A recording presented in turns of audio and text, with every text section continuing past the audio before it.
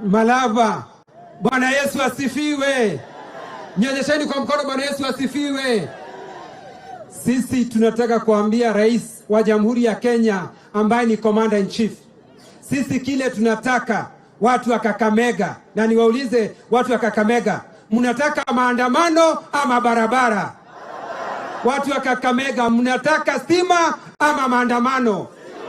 Watu wa Kakamega, mnataka maji ama maandamano?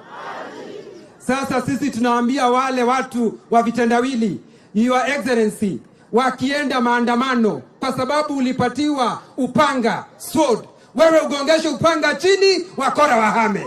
Ugombeshe ukora chini, wakora wahame. Na muache kusumbuka na hawa watu wanavaa sufuria kwa kichwa. Kwa sababu nilipomuona Mheshimiwa Kioni akona sufuria kwa kichwa, nikaona na huyu namjua kwa sababu ni jinari yangu. Nilipomwangalia vizuri kwa nini, nikaona wako karibu na Wajakoya, nikajua sababu.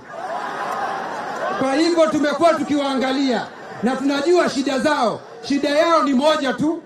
Hata mzee, naona mzee na ni mzee kabisa, anaenda kwa maandamano. Tunamuuliza shida ni nini? Anasema shida ni unga. Unga bei yake imerudishwa chini, lakini bado anataka kwenda maandamano. Your Excellency, they are trying your patience.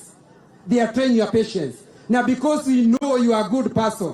Na kwa sababu hata Biblia, watu waliposumbua Yesu kidogo, aliwanyorosha. Aliwanyorosha. Hatutakubali watu wasumbue, waharibu nchi yetu kama vile wale wakora waliharibu kanisa. Bwana Rais, na kuomba haki ya Mungu, fanya jambo. Asanteni sana na Mungu awabariki. Haya, wacha nimalizie hapo.